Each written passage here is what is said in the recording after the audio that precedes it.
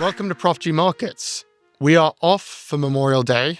We are taking one last chance to rest up before we go daily. Just a quick reminder, starting June 9th, we will be publishing new shows every day of the week, Monday through Friday. For today, we are revisiting one of our favorite episodes where Scott and I discussed his career as an entrepreneur at length. We broke down the 9 businesses he started, from a video rental company in his 20s all the way to his latest firm, which is, of course, our very own Prof G Media. If you haven't heard this episode yet, you have missed the Scott Galloway origin story. So here it is, the story of Scott's career. Enjoy it, and we will be back with a new episode of Prof G Markets on Thursday.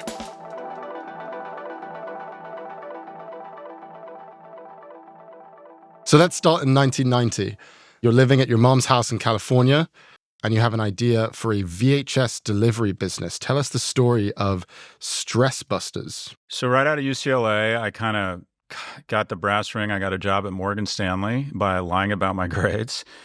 And it was a 2-year analyst program. I think I was the first analyst hired out of UCLA into the program. Great experience, attention to detail, worked really hard, but I was terrible at it and hated it. And that's a blessing when you're in your 20s. You want to workshop kind of what you're good at. I was not good at investment banking. I also realized that I wasn't good at working at big companies, people romanticize entrepreneurship. I went into entrepreneurship because I realized I didn't have the skills to be successful at a big company. To be successful at a big company, you have to have, I thought every time people went into a conference room, they were talking about me. I couldn't handle all the little injustices you have to endure at a big company. I needed access to all the information. I needed to be in charge. And so I've always told people when they come to me and ask about being an entrepreneur, I'm like, no, go to work for a big corporation if you have access, because you'll get rich slowly, and on a risk-adjusted basis, it's the way to go. Anyways, left Morgan Stanley, was at home, needed to do something, and I walked into my video store where I rented videos on VHS, and it was strange. And I said, what's going on here? And they said, well, the FBI has seized the store because they were money laundering and were having a clearance sale, and they were selling VHS tapes of Cousins and Turner and Hooch and Apollo 11, I think it was, whatever the big hits were in 1990, for $5 instead of $20. So I called my friend, Lee Lotus, my closest friend, who was also kind of in the midst of doing nothing. And I said, I have a business idea. And I bought 220 of these videos for $1,100.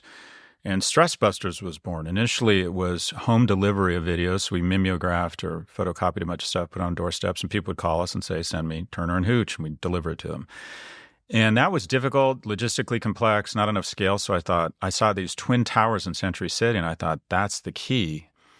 And so I had to pay. I bought a Rubbermaid cart, stacked it full of 120 videos, and paid off the security guards $20, and they let me into the offices, and I just went door to door to all the law firms, entertainment firms, and agencies and accounting firms and said, hi, we're Stress Busters. Would anybody here like to rent videos? And it felt like 80% of the time, it was probably 50% of the time, the person in the reception would say, you need to get out of here or I'm calling security. Yeah. And they would literally chase me out of their office. And occasionally they'd be like, oh, okay, you seem nice. That's a great idea. And I'd give the receptionist a free video rentals. And at one point they'd say, Stress Busters is here. And people would come to the front and pick their videos. And you would hope, the business model was you hope they forget to bring it back the next day so you could charge them more money. It was a shitty business, really hard, really stressful, humiliating at times, which is a decent description of entrepreneurship. And we used to store the videos in my mom's storage locker in her garage. And one day I showed up and I think I'd forgot to lock it and all the videos were gone. And I'm like, oh, fuck, I don't know how I'm going to tell Lee. And my mom said, well, I'm insured. My mom, on a secretary's salary, bought insurance. And so I think it was Allstate basically said, how many videos did you have? I think I had like 400 at that time. And they said, we'll give you $8,000. And I'm like, oh my God, I called Lee and I said, our business is being acquired for $8,000 by Allstate Insurance.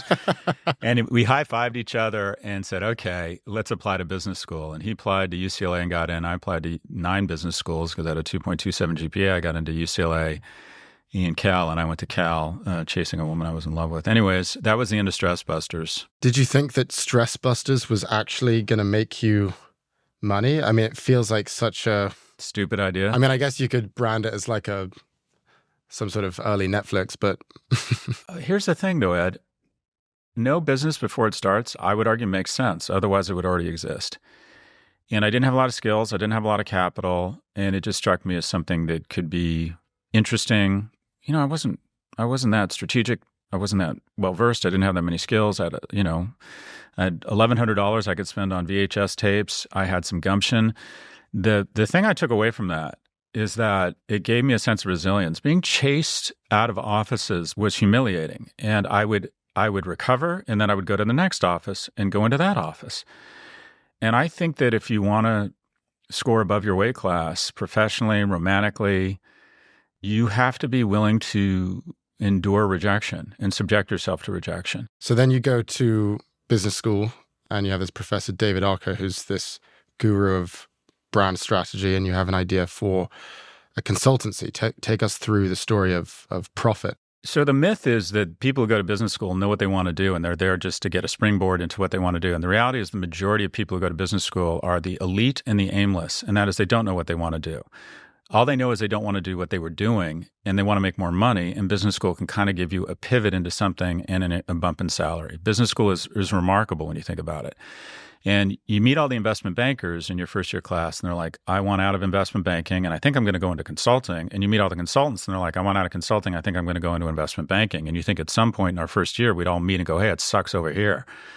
My second year, I took this class with David Archer, and he would talk about the importance of Yellow and Caterpillar, heavy moving equipment that would have been left in Germany, and then it meant rebuilding and American democracy and prosperity, and how Jiffy peanut butter was about maternal love. And I just thought, shit, this is what I want to do the rest of my life. I just think this is so interesting, an interesting mix of quantitative and qualitative. And I approached David and I said, I'm going to start a business based on the principles that you teach here called Profit. And I started in my second year. And for a student project in his class, we were supposed to find a brand and do a brand strategy consulting engagement. I pitched Yamaha Motors and they said, we'd love it. And then I went back to them and said, you need a real engagement here. I'm going to go out and survey thousands of young people. They wanted to understand how to reinvigorate the motorcycle market or the ATV market among youth.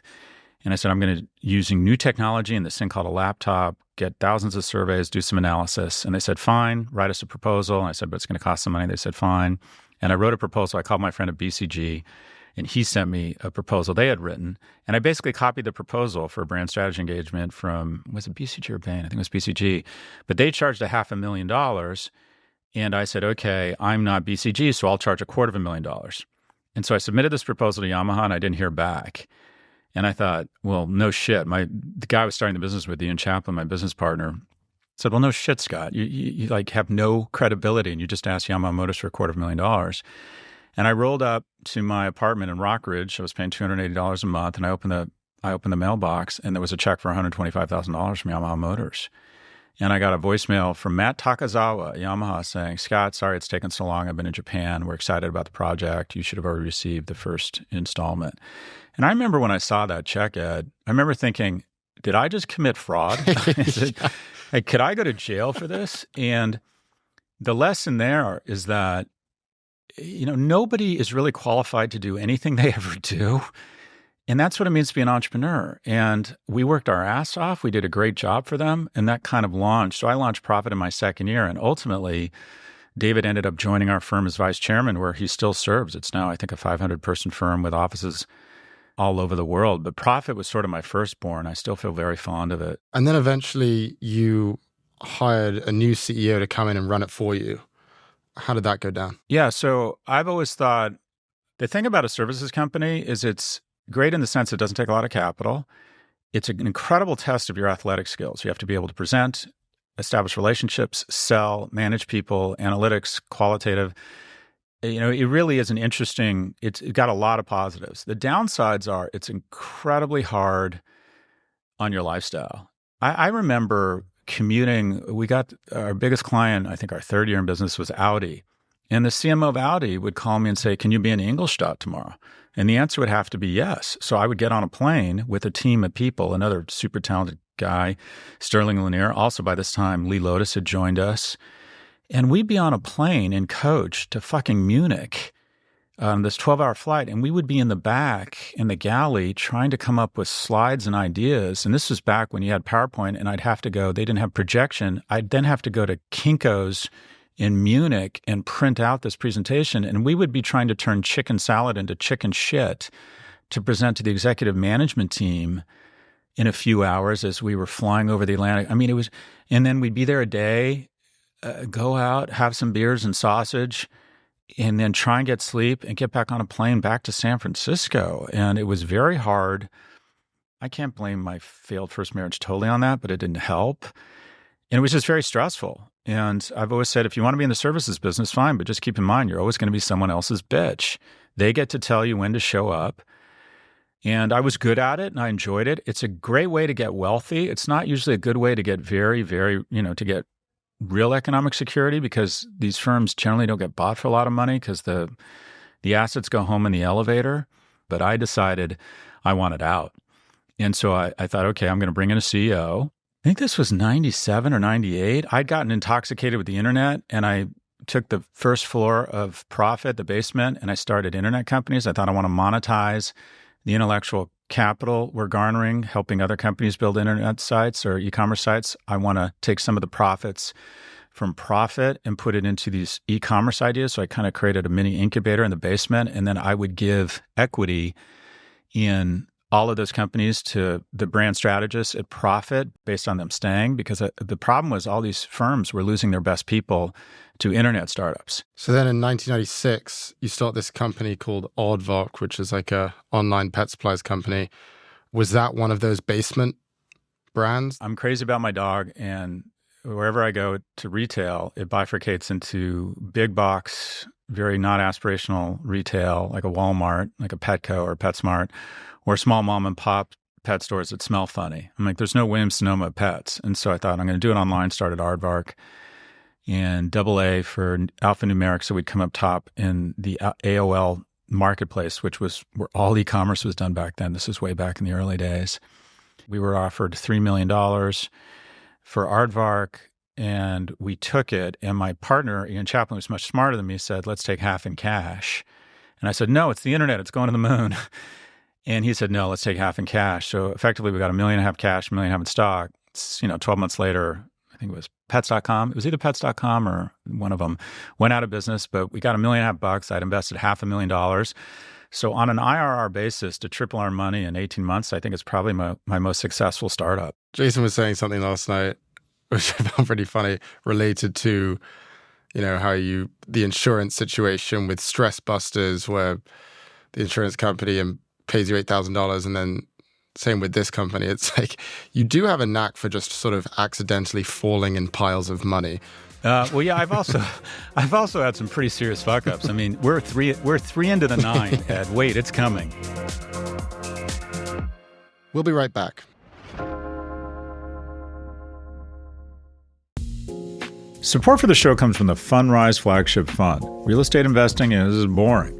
Now, prediction markets, on the other hand, or even the stock market, which can swing wildly on a headline, those will keep you on the edge of your seat. But with real estate investing, there's no drama or adrenaline or excuses to refresh your portfolio every few minutes. Just bland and boring stuff, including diversification and dividends. So you won't be surprised to learn the Fundrise Flagship Real Estate Fund is a complete snooze fest.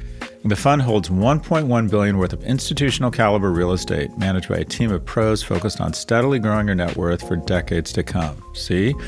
Boring. And that's the point. You can start investing in minutes and with as little as $10 by visiting fundrise.com/Prof G. Carefully consider the investment objectives, risks, charges, and expenses of the Fundrise Flagship Fund before investing. Find this information and more in the fund's prospectus at fundrise.com/flagship. This is a paid ad.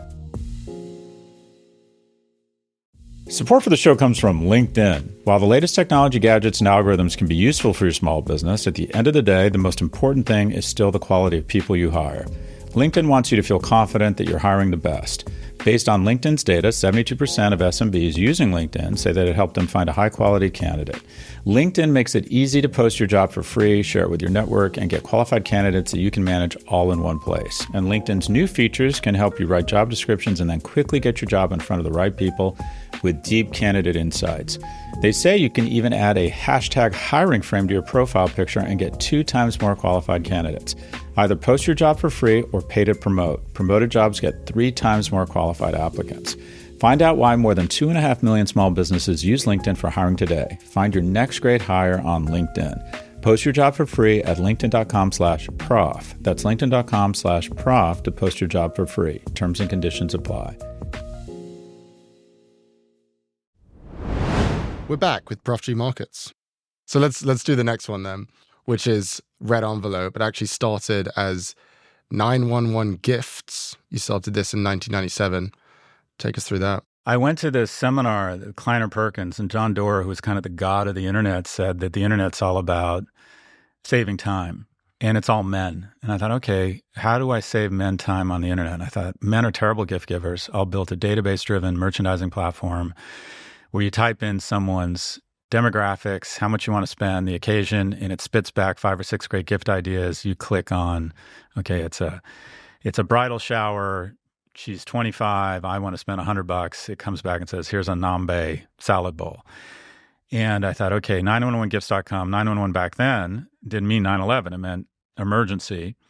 And I got Sequoia Capital involved. There was a shit ton of money. How did you have the relationships with Sequoia to do that at that point? I had a shaved head and I was fearless and I lived in the Bay Area. I could get a meeting with anybody. And people knew you as the profit guy, or like? I had run a successful strategy firm and was starting e-commerce companies, and it was the 90s. And also I was born a white heterosexual male, which meant I had unfair advantage. But if you were a graduate of the Haas School and you'd started a strategy firm and you had ideas and you had met with a lot of these people, or they'd seen you in board meetings and you had ideas for the next big thing on the internet, I could raise a ton of capital. That was the easiest capital raising I've ever done.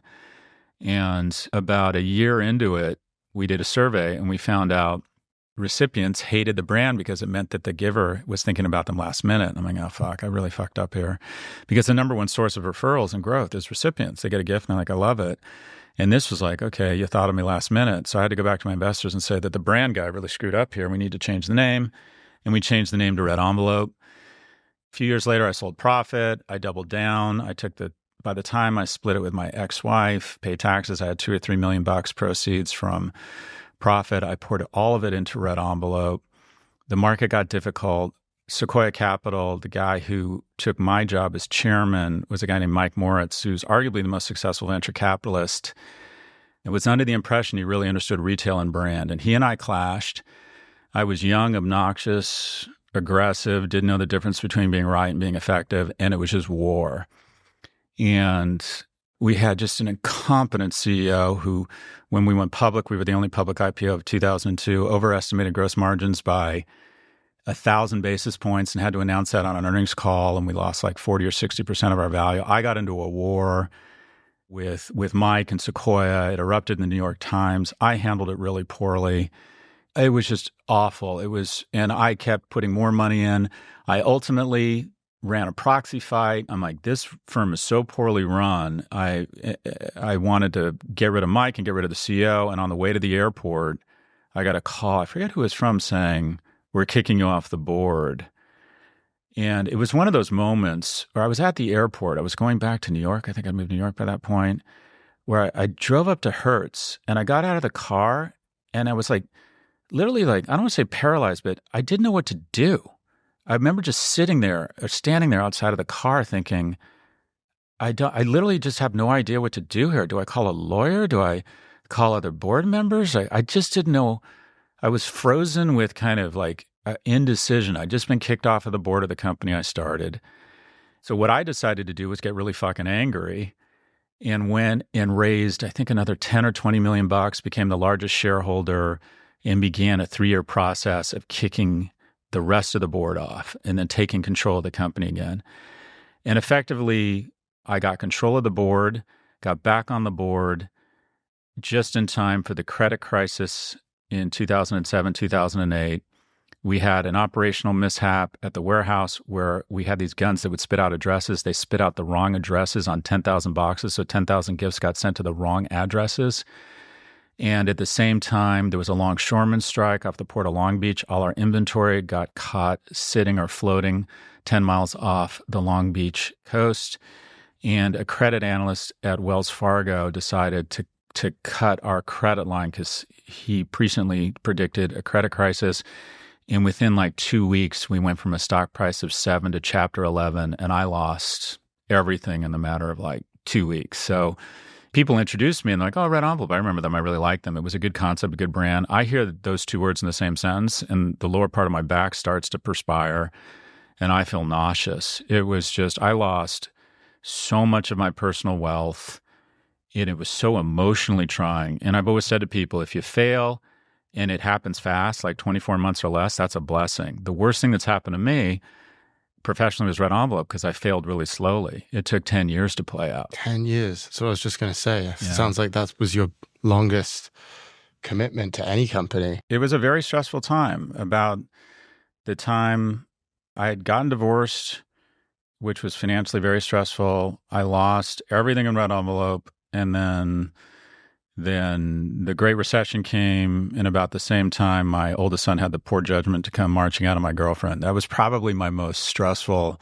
I've led a pretty charmed life, but I was just so disappointed. I thought I've taken all this risk. I've taken a company public. I sold a successful strategy firm that I started at 26. I've had all of this quote unquote, curb success or, retail success, if you will. It looks like I've been really successful and I'm broke.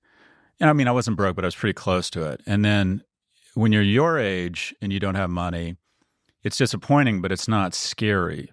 When you have a kid, it's scary because, okay, it's no longer just about me. And I felt like I remember thinking, Jesus Christ, it's one thing for me to fail myself, but now I'm failing this kid. Well, a lot of other things happened in the meantime. So in 2 years after you started Red Envelope, you started this thing called Brand Farm. That was in 1999, I believe. What was Brand Farm? So I was living in San Francisco and I always thought, I don't like it here. I can't stand political extremism. And it really bothers me.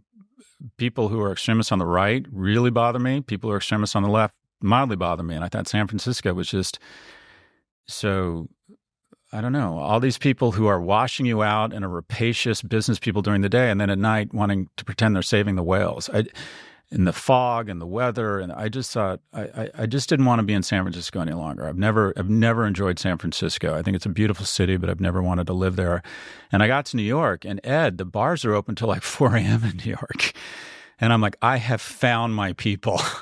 It's about money. It's about drinking. I just came to New York. I'm like, this is it. So I moved to New York and had some credibility, see above shaved head. And I raised $15 million on a PowerPoint presentation to start an e-commerce incubator called Brand Farm, similar to kind of like an ICG or an Idea Labs. And I was going to rent a lot of space, have one business development, engineering, corp dev team, and I would punch out retail e-commerce concepts. And I got JP Morgan, Goldman Sachs, Barry Sternlicht, kind of this iconic real estate investor, AMB, Maveron, Howard Schultz's venture capital firm. I became close to the guy named Dan Levitan. He kind of ended up being sort of my rabbi, nice man. Raised $15 million, started this e-commerce company, Incubator. We launched 3 concepts within like 6 months, but then the dot-bomb implosion happened Q1 of 2000, and there was just no capital available for an incubator, much less retail e-commerce concepts. So the whole thing was over. We still had some money, so I called the portfolio. We had 3 portfolio companies: Gold Violin, Room 12, a travel concept, and a software company started by my former business partner, BitShift. And I closed Room 12 because there was no leadership there. And I went to Gold Violin, and Gold Violin was basically products for seniors, run by Connie Hallquist, who I had worked with at Profit. And Connie had kind of built Profit. Typically at all these companies I've started, there's one person that sort of built it and I get the credit. Connie was that person at Profit. So I said, whatever you do next, I said to her, if you stay another 2 or 3 years at Profit, help me get it sold. And ultimately we did sell it to Dentsu for about $28 million. I said, I'll fund your next venture. She came to me and said, I'm passionate about seniors. She started a company called Gold Violin, multi-channel retailer. And I went to them when Brand Farm there was no more capital available for an e-commerce incubator. And I said, if you cut your burn by 50%, I'll double the investment and it'll give you 2 years to get through this nuclear winter. And I called Room 12 down and closed Brand Farm down. And that was the right thing to do. I think at that point, I'd sort of picked up on some stuff. I had some muscle memory. I was starting to get, I think, a little bit more mature from a business standpoint. The thing is, Brand Farm was around less than a year, and I see it as a victory because I failed, but I failed fast. And then Gold Violin and BidShift both went on to exits. Not big exits, but exits. where the investors who ponied up in the B rounds in those companies actually made money. So I think a brand farm is sort of kind of marks the era, but I look at it fondly because a couple of the companies survived. And, if you're going to fail, fail fast. There's nothing better than success, but I don't want to say a close second, but definitely well ahead of a third is failing fast. What you want to avoid is failing slowly. And then the sixth business was Firebrand Partners, which you started in 2005, which was an activist investment firm. Take us through that. Yeah, so I felt like I had a feel for brand. I was starting to learn about the markets. I had some time on my hands. I didn't know what to do. I was meeting a lot of hedge fund people, and I said, by the way, what do you do all day at this point in your career? I joined the faculty at NYU in 2002 and was teaching there. But mostly I would think about how I was going to go to some fabulous scene and try and drink a shit ton of alcohol to give me the confidence to meet strange women at a New York club at Lotus or Pangea or Double Seven. So I was in full arrested adolescence mode, like kind of mild alcoholism meets New York meets trying to figure it out. And I was having a great time. It was a ton of fun other than the fact I was going broke. But that was a very interesting time, New York in the aughts, whatever you want to call it. But I felt like I understood brand, I understood the markets a little bit, and I found some companies that I thought were undervalued. And then I had some credibility because I'd run this activist campaign at Red Envelope. And even though it wasn't successful, people knew that I kind of knew that I was crazy, but in a crazy good way. And a couple times shareholders would call me and say, we have a large stake here. We need sort of a tip of the spear. Do you want to co-invest and do an activist campaign? Basically to kick people out. Yeah, your job is to unlock value, which back then essentially meant go in and fire the CEO.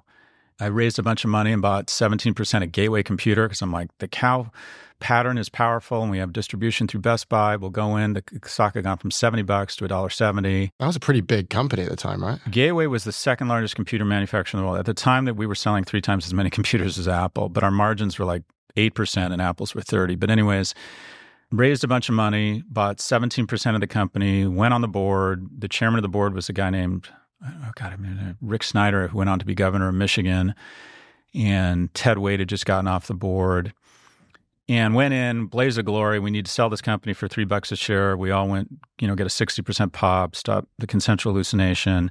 They were polite. They listened to my pitch and they said, Scott, we engaged Goldman Sachs 2 years ago to try and sell this company. And that was a key learning. And that is when you come into a strange situation, you should assume that you're not as smart as you think and they're not as dumb as you'd hoped. But we ended up selling to Acer, I think, for like $2.50. So turned $70 million into $90 million. I struck a deal with a hedge fund to get 10% of the upside. So I ended up making like $1 million. I remember thinking, wow, this is fun. It fits to my personality because I'm angry and a bit of an asshole. So I enjoy going in and like stirring things up. And the most iconic one was I raised $600 million to become the largest shareholder in the New York Times Company. Unfortunately, our timing wasn't great there.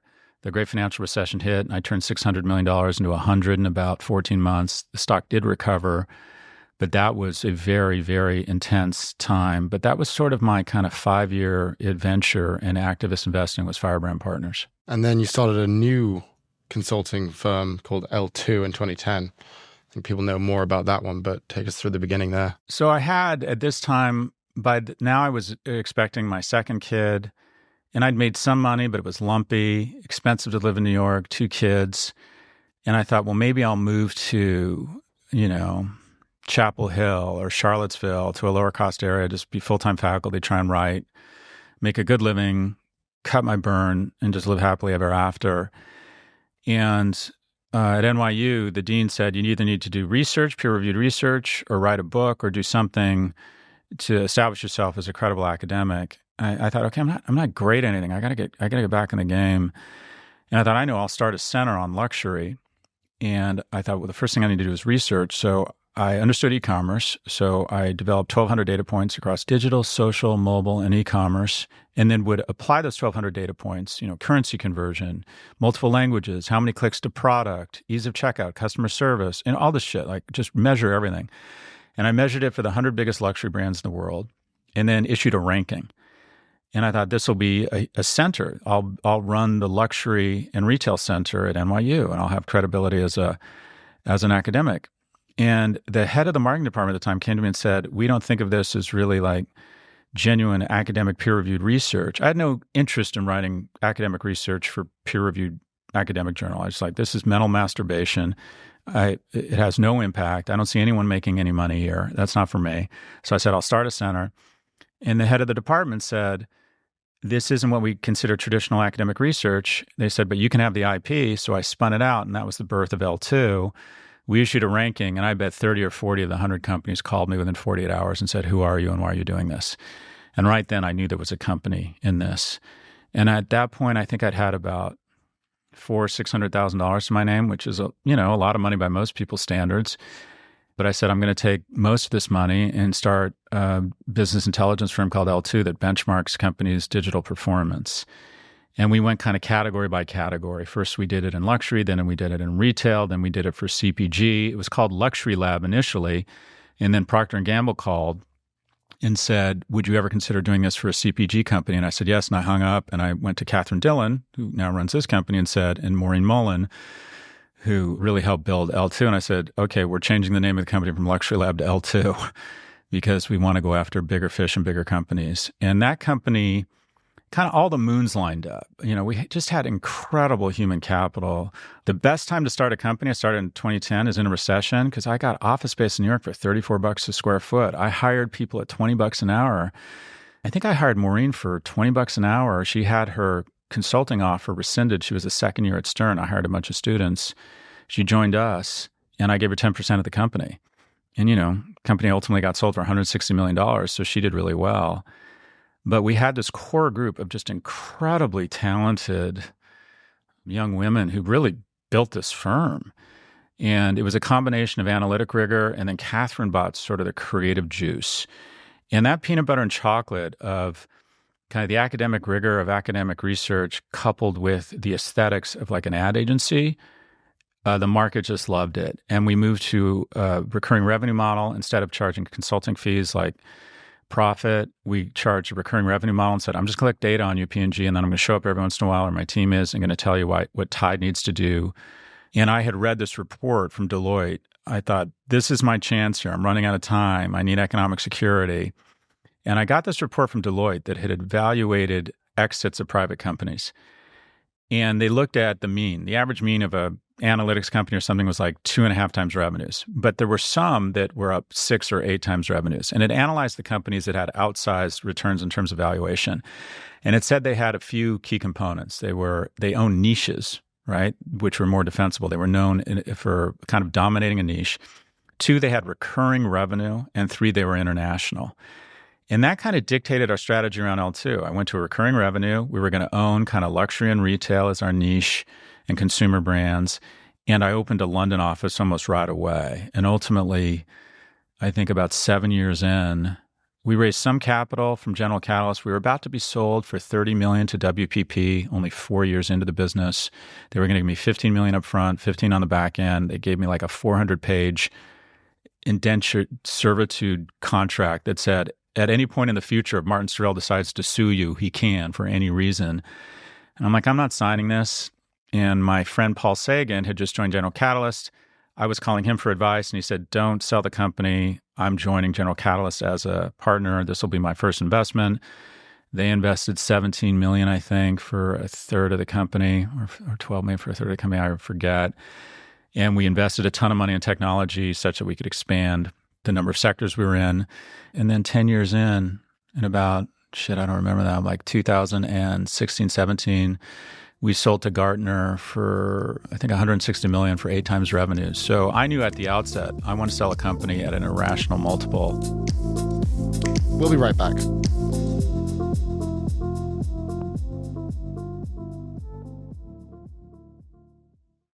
Support for the show comes from Mercury, the banking product that feels extraordinary to use. When you're a startup founder getting your business off the ground, the last thing you want to be doing is toggling between a dozen apps and clunky banking services that can barely keep up with your needs. Enter Mercury. Mercury is the banking product made by entrepreneurs for entrepreneurs. What makes it so special? Well, Mercury isn't technically a bank. They provide banking services through partner banks and are able to focus on delivering well-designed software that helps navigate some of the tedium for you. Because when your finances are simple, your mind is free to focus on the real work of growing your business. With Mercury, you get the tools you need to operate at your best, scale your business, and keep your spend under control. Visit Mercury.com to join over 200,000 entrepreneurs who use Mercury to do more for their business. Mercury, banking that does more. Mercury is a financial technology company, not a bank. Banking services provided by Choice Financial Group, Column NA, and Evolve Bank and Trust, members FDIC. The IO card is issued by Patriot Bank, member FDIC, pursuant to a license from MasterCard. Support for the show comes from Public.com. Sometimes it feels like you have to be a wizard to be successful in the stock market. The truth is there's no innate skill to investing. You just have to find the right tools. Enter Public.com. That's where you can invest in everything: stocks, options, bonds, and more. They even offer some of the highest yields in the industry, including the bond account's 6% or higher yield that remains locked in even if the Fed cuts rates. With Public, you can get the tools you need to help make informed investment decisions. Public is a FINRA-registered, SIPC-insured, U.S.-based company with a customer support team that actually cares. Bottom line, your investments deserve a platform that takes them as seriously as you do. Fund your account in 5 minutes or less at Public.com/Prof G and get up to $10,000 when you transfer your old portfolio. That's Public.com/Prof G. Paid for by Public Investing, all investing involves the risk of loss, including loss of principal. Brokerage services for U.S.-listed registered securities, options and bonds, and a self-directed account are offered by Public Investing, Inc., member FINRA and SIPC. Complete disclosures available at Public.com/disclosures. We're back with Prof G Markets. I've heard about the L2 days from Catherine and others, and it sounded super intense. And it sounds like your approach to management was, for lack of a better word, also just intense. And, you know, you're intense now, but it sounds like there was the pressure was on. What was your management philosophy like, and what was your mental health like at that point? I think my mental health was probably how most of America lives, and that is they're just really worried about money. My management philosophy, I was on a panel with, I think, the CEO of Away, is it called Away, the luggage company, and someone from Rent the Run. I forget who it was, two other unicorns. And they said, what's your management style? And one person was, well, it's about finding the right role. The other person is, I want to model good behavior. And I said, my management style is I'm all fucking over everyone all the fucking time.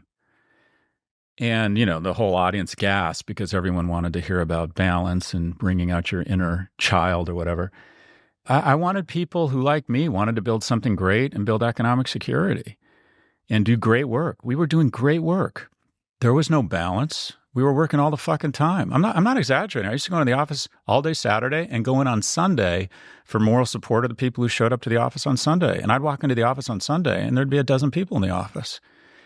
We were all signed up to build something different and then, you know, hopefully recognize the upside. And I was in a position to do it. It cost me a lot of time with my kids, but they were very young. And I was very focused on economic security. And I don't think you're going to build a company that gets sold for 8 times revenues in 7 years without that kind of attitude, unless you're incredibly lucky or a genius. And I'm neither. You know, I didn't want to bank on, I know I'm not the latter, and I couldn't count on being the former. You know what? My fear, Ed, was I've been blessed with so many opportunities. I've been born in California at exactly the right time. Through no fault of my own, the world wanted me to win because of my sexual orientation, my race, and my gender. You know, I had all the advantages. I had all the wins in my back. I was talented. I had great certification from the University of California for no money. And I was right there about to get to the brass ring. And I wanted to do the right things with it. I paid my people well. I've always wanted people to be economically successful. I wanted to give money away. And I thought, fuck, I'm going to almost get there. And it's going to haunt me the rest of my life that I'm going to be the guy that got there, was right there, and fell flat on his fucking face. So when we sold L2 and kind of rang the bell, if you will, it was like I had a year-long exhale. It was just so meaningful. And the people around us, you know, at L2, we all signed up for the same thing, and we liked each other. I gave away a lot of equity. I wanted people to do well. You know, it's a ton of fun to bring a 24-year-old into your office who has worked their ass off for 2 years and say, oh, your stake is worth $600,000. or your steak is worth $140,000. And these were kids that just weren't expecting it. They didn't really understand equity. That was hugely, and I've always been very crass about capitalism. I'm not here to build organizations that save the world. I'm here to build organizations that provide economic security for you and your family. That's what I've wanted to do. And we did it there. That was your biggest exit. And I look back at your career and it's like, in terms of your reputation, you've had bigger wins. Like journalists are writing stories about you replacing people on boards and fighting with Sequoia guys. And then you went to the World Economic Forum and you were a leader of tomorrow. Like you've had a lot of glitzy success, but that was the biggest financial success, it seems like. Was that more rewarding than all of the reputation building in the past? Yeah, again, it was a fear. I was like, okay, I'm the guy who went to Davos and was on the cover of Inc. magazine, but I can't buy my mom a house. A key algorithm to being happy in a capitalist society is to be rich but anonymous. I didn't want to be famous and struggling economically. That was one of my fears. That I moved to Florida because I'm like, I can't afford the burn here to raise two boys in Manhattan. At the lifestyle I was used to, you have to make high six figures, $1 million a year. And I thought, I'm going to be that guy and it's going to haunt me because I'm naturally hard on myself. I struggle with anger. I struggle with depression. I'm like, okay, I'm going to be the guy who was given every opportunity, worked really hard, incredible blessings, and didn't get there. But that was, since 2017, I've decided to give all the money I make away because I'm now at a point, I don't believe in hoarding wealth. I'm now economically secure. But entrepreneurship has been, it's been rewarding, but if I had it to do again, I don't advise people to do it. It's on a risk-adjusted basis. If you have the skills to navigate a big company and put up with the bullshit, it's a better offering. The greatest wealth generator in history is the U.S. corporation. So I don't romanticize entrepreneurship. I think it is really difficult and really taxing on you personally and professionally. And I'll give you an example. The majority of people just aren't entrepreneurs. At L2, we had been offered $30 million for the firm. The firm was just jamming. And we gave options to everybody. And you could exercise your options, but you'd have to cut a check to the company. And that way, and then if you held onto the equity for more than a year, you'd get much more favorable tax treatment. You know how many people actually wrote a check to exercise their options such that they could, and this is a company that was doing really well, such that they could get capital gains in a year instead of paying 47% current income. Do you know how many people actually wrote a check of, say, like 60 or 80 people with options? How many? 0. I was willing to sign the front of checks, not the back of checks.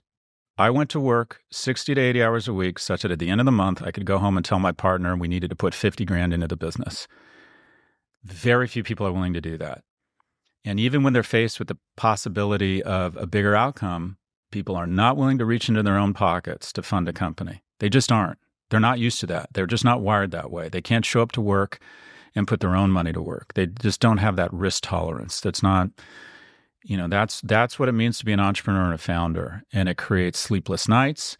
But the difference is the upside, if it works, and only 1 out of 7 small businesses do work, but then when they work, you get an irrational upside. But the closest thing I have to kids, I would say the closest thing you're going to have to kids before you actually have kids is companies where you either start them or you're on the ground floor. Because this podcast looks, smells, and feels like you, Ed. This thing is the closest thing you have to a kid that's not your kid right now. And when these things do well, they surprise and delight you. They are emotionally very rewarding, also emotionally very disappointing when they don't work. But you become irrationally fond of them. You become emotionally invested in them. And that's the key to building value, is you become irrationally passionate about the well-being of this inanimate thing called a company. And you recognize that the other parents taking care of this kid are your coworkers, and you become fond of them because they, like you, love this thing and are trying to make it work. And your second to last company was Section. Why did you start Section? I actually don't know this. I think that higher education in the United States has become morally corrupt. I think we've adopted a luxury positioning where we artificially constrict freshman seats such that we can raise tuition faster than inflation, which has resulted in a transfer of wealth of $1.5 trillion from middle-class households to university endowments. And I think it's morally corrupt. So I thought that starting an ed tech company that was sort of 80% of a graduate elective at a world-class business school for 10% of the price, that there'd be a big market for it. And initially I was right, and I raised a bunch of money from General Catalyst. I have everything I've done for the last 10 years, General Catalyst is back. They're wonderful people. We don't even talk about valuation. I just trust them 100%. They made a bunch of money at L2 and some of the other stuff I've done. You don't discuss the valuation? They just gave you the term sheet and you were like, sounds good? Yeah, pretty much. I knew they'd be generous with me and I'd be generous with them. They said, what do you want to do next? I want to say ed tech startup. They invested. I got some other people to invest. And the idea was, again, kind of 80% of an elite school elective at 10% of the price. Got off to a very strong start. COVID hits. People have a ton of time. Company ran to 10 million in like no time flat. And once COVID ended, our revenues, we found ourselves, we'd overhired. And our revenues were off 40, 50% kind of overnight. And we went from 0 to 120 employees back to 30. And it's been, quite frankly, it's been very painful. But now we're growing again. We're focusing on AI and we're growing revenues again and we've right-sized the company. But yeah, it's been really, really difficult. And then in 2020, you started Prof G Media. And when you talk about why you started it and what you wanted to do, generally the theme that I've heard from you is that you just wanted it to be fun. You didn't want to go raise outside capital. Talk us through your approach to this company and why it's different to others. Well, Barry Rosenstein, the founder of Jana Capital, said something really profound to me. He said, the key to economic security, once you have it, is the following. Life is about 3 buckets professionally. There's things you have to do. And Barry said, if my biggest investor's in town, I have to have dinner with them. There's things you want to do. He's like this rock and roll aficionado. He goes to, see the Cars be inducted into the Rock and Roll Hall of Fame. That's, he wants to. And there's things you should do. Well, I should go to my coworker's daughter's wedding. I should go to this fundraiser and get FaceTime with some other powerful people. He said the thing about it being economically secure is that you get this incredible luxury, and that is you can eliminate the should bucket. And so now I'm like, okay, there's things I have to do, but there's things I want to do. And I want the want bucket to get much bigger because I've spent a lot of my professional life doing things that were rewarding, but I didn't necessarily want to do. And I thought, okay, what do I want to do? I want to do stuff that's fun, that's creative, really trying to extend and damage and build back stronger some creative muscles, and also have a positive impact specifically around some of the issues I'm passionate about, struggling young men, income inequality, what I would describe as the war on the young. And the podcasts have been a ton of fun. Writing the newsletter has been a fantastic way to talk about relationships and express some creative muscles that I didn't get a chance to stretch and talk about things that are important to me. And it's been lucrative. We've built a really nice business. I don't think this business gets sold. I think it's the kind of business that can be very profitable and do well, and we can enter into really great, lucrative long-term relationships with distribution partners. But basically, we have our podcast revenue, we have our revenues from books, and then we get revenues from speaking. And there's sort of a flywheel effect there. And this is hands down the most profitable business I've ever been involved with in terms of just right away it started churning out capital. But we're sort of monetizing, to be blunt, my brand in the marketplace, brought together some incredibly talented people. We pay, you may not feel this way, but I think we pay people exceptionally well, do stuff we enjoy, but have fun and do something.